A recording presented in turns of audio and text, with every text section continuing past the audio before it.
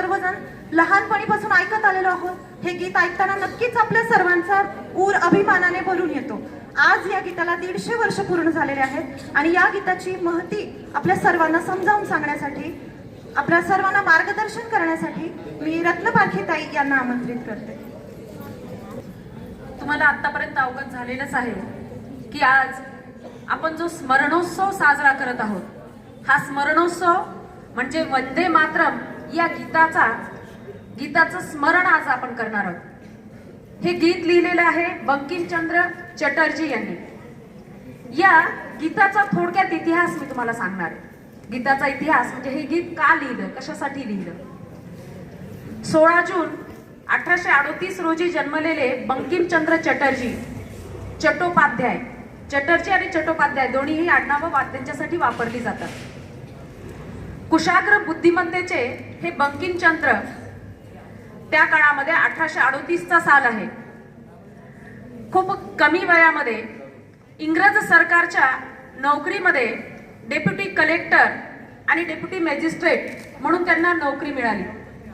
ही नोकरी करत असताना आता अर्थात बंकिमचंद्र चट्टोपाध्याय भारतीय आहेत, प्रखर देशभक्ती त्यांच्यामध्ये भरलेली आहे आणि इंग्रजी सरकारची नोकरी करत असताना सुद्धा या इंग्रजी सरकारशी त्यांचे काही मतभेद झाल्यानंतर पुढे त्यांनी ही नोकरी सोडलेली आहे। परंतु 1857 चा उठाव आपल्या सगळ्यांना माहिती आहे, आपण इतिहास शिकतो, अभ्यासतो।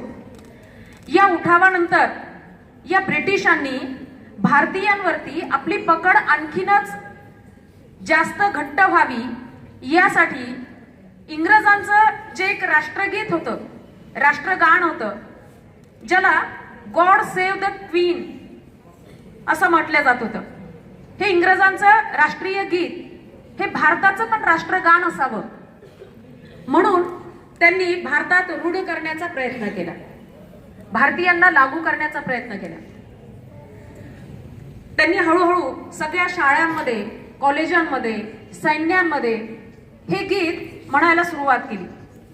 पण भारतीयांनी याला प्रखर विरोध केला। भारतीयांच्या संताप आणि चीड इतका उफाळून आला आणि हे सगळं पाहून कुशाग्र बुद्धिमत्तेचे बंकिमचंद्र यांनी आपण परकीयांचं राष्ट्रीय गीत का गावं, मग आपल्याला आपल्या भारतीयांचं स्वतःचं राष्ट्रीय गीत असावं, आपण आपलं स्वतःचं देशाचं आणि आपल्या भारत मातेचं कौतुक करणारं, स्तुती करणारं असं गीत आपण लिहावं आणि त्याचंच आपण गायन करावं, असे विचार बंकिमचंद्र यांच्या मनामध्ये निर्माण झाले आणि म्हणून त्यांनी या वंदे मातरम गीताची रचना केली। अर्थातच लहानपणापासून साहित्याची आवड असलेले बंकिमचंद्र चटर्जी यांनी वकिली शिक्षण घेतलेलं होतं। इंग्रजी सरकारमध्ये मॅजिस्ट्रेट म्हणून आणि डेप्युटी कलेक्टर म्हणून त्यांनी कामही केलेलं होतं आणि त्यानंतर त्यांना साहित्यात असलेली आवड, एक लेखक आणि एक कवी म्हणून देखील ते खूप प्रसिद्ध झाले। वंदे मातरम या गीताची रचना 7 नोव्हेंबर 1876 साली बंकिमचंद्र चटर्जी यांनी केली। नंतर त्यांनी जी एक कादंबरी लिहिलेली आहे आनंदमठ नावाची, या कादंबरीमध्ये नंतर या गीताचा समावेश करण्यात आला। हे गीत संस्कृत आणि बंगाली भाषेतून लिहिलेलं आहे। आता अर्थात त्या काळी या गीतालाही खूप विरोध झाला। वंदे मातरम हे गीत आपलं राष्ट्रगान झालं ते म्हणजे 24 जानेवारी 1950 रोजी तत्कालीन राष्ट्रपती राजेंद्र प्रसाद यांनी या गीताला राष्ट्रीय गीत म्हणून मान्यता दिली आणि नंतर सगळीकडे हे राष्ट्रगान म्हणून गायलं जाऊ लागलं। आज आपण राष्ट्रगान गातो, राष्ट्रगीत गातो ते जनगण मन, जनगण मन आणि वंदे मातरम यांची तुलना होऊ शकत नाही, यांचं सारखंच महत्व राहावं अशा पद्धतीचं किंवा या गीताला महत्व प्राप्त करून देण्याचं काम डॉक्टर राजेंद्र प्रसाद यांनी केलेलं आहे आणि त्यांनी त्या काळी आकाशवाणीवरून देखील या गीताचं प्रसारण करण्याचं आवाहन केलं होतं आणि म्हणूनच आकाशवाणीच्या सगळ्या केंद्रांवरून कुठल्याही कार्यक्रमाच्या प्रसारणाच्या आधी सर्वात आधी या गीताचं प्रसारण केलं जातं. आणि आजही आपण पाहतो विविध कार्यालयांमध्ये, शाळांमध्ये विविध कार्यक्रमांच्या प्रसंगी वंदे मातरम या गीताने कार्यक्रमाची सुरुवात होते आणि राष्ट्रगीत जनगण मन याने कार्यक्रमाची सांगता होते. असं हे असलेलं गीत वंदे मातरम या गीताला सर्वप्रथम गायलं ते रवींद्रनाथ टागोरांनी. स्वरबद्ध केलं, संगीत दिलं आणि सर्वप्रथम गायन केलं. ह्या गीताचे शब्द म्हणजे आपल्या भारत मातेचा आत्मा आहे असं म्हणता येईल. कारण या शब्दांमध्येच एवढी स्फूर्ती आहे, एवढी प्रेरणा आहे. भारताच्या स्वातंत्र्य संग्रामामध्ये या गीतानी लोकांच्या मनामध्ये देशभक्ती निर्माण करण्याचं काम केलं.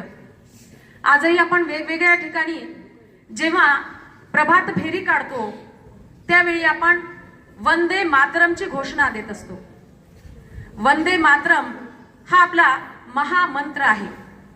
इतकं सुंदर आहे. विविध संगीतकारांनी, विविध गीतकारांनी याला गायलं, वेगवेगळ्या प्रकारच्या चाली याला लावल्या. जवळपास या गीताच्या चालींचा जर आपण विचार केला तर 100 वर्षांचा इतिहास याला आहे. वेगवेगळ्या चित्रपटांमध्ये हे गायलं गेलं. असं हे गीत सर्वप्रथम गायलं 1896 मध्ये राष्ट्रीय काँग्रेसचं जे अधिवेशन होतं, या अधिवेशनामध्ये सामूहिकरित्या या गीताचं गायन केलं गेलं. 2002 मध्ये बीबीई वर्ल्ड सर्व्हिस नावाची जी एक संस्था आहे, या संस्थेने जगातील जवळपास 7000 गीतं निवडली, जगभरातील प्रत्येक देशातील. आणि या 7000 गीतांमधून अतिशय लोकप्रिय असलेलं, सुप्रसिद्ध असलेले 10 गीतांची निवड करण्यात आली. जगभरातील 7000 गीतांमधून 10 गीतं निवडली गेली आणि या 10 गीतांमध्ये दुसऱ्या क्रमांकावर असलेलं आपलं हे वंदे मातरम गीत आहे. आज आपल्यासाठी खूप अभिमानाची असलेली ही गोष्ट. 2002 मध्ये आपल्या या वंदे मातरम गीताला जागतिक लेवलवरती दुसरा क्रमांक प्राप्त झालेला आहे.